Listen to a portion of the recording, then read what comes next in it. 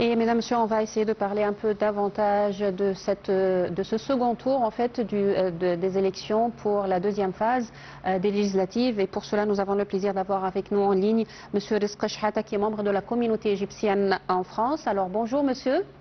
Bonjour madame, merci pour votre invitation. Merci pour vous. Alors monsieur Chahata, aujourd'hui c'est le deuxième jour des élections législatives qui ont démarré bien sûr pour cette deuxième phase. Comment vous voyez la participation jusqu'à présent?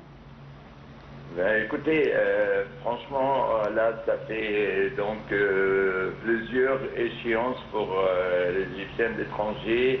Et donc,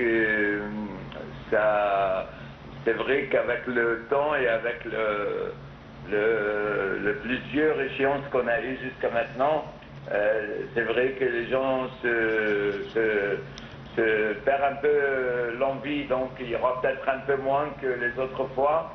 Mais de toute façon, c'est bien de terminer le processus parce que c'est important quand même, les élections législatives, c'est très important, c'est la colonne vertébrale de n'importe quel État au monde.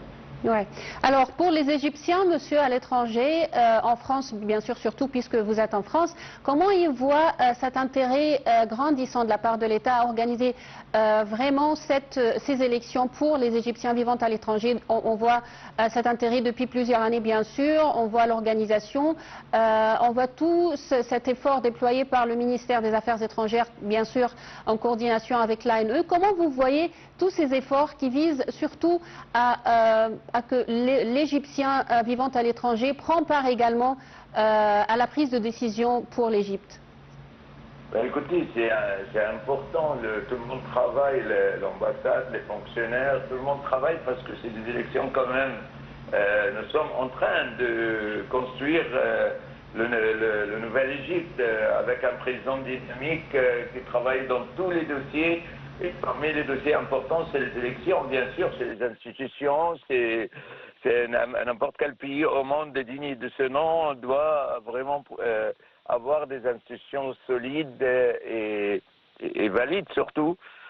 Donc dans ce sens-là, ils sont motivés pour aller, les jeunes, ils sont motivés pour aller voter.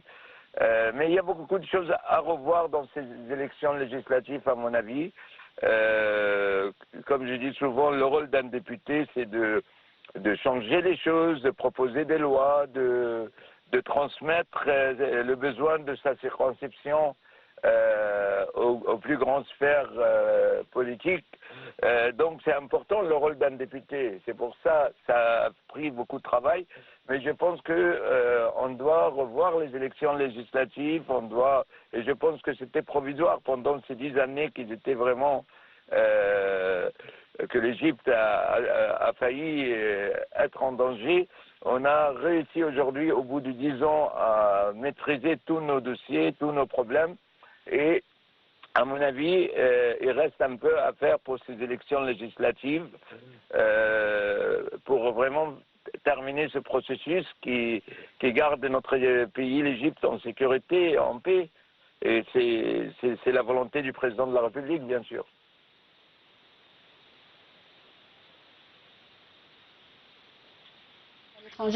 À vraiment aller, à participer à ces élections, à vraiment donner leur voix, donner leur opinion en ce qui concerne la politique de leur pays? Ben, écoutez, les élections, c'est un droit, mais c'est un devoir en même temps.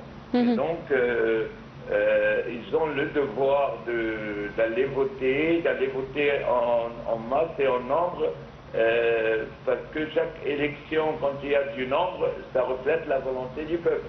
Ouais. Et le peuple, il est souverain, et c'est lui qui choisit ses représentants, même au sommet de l'État.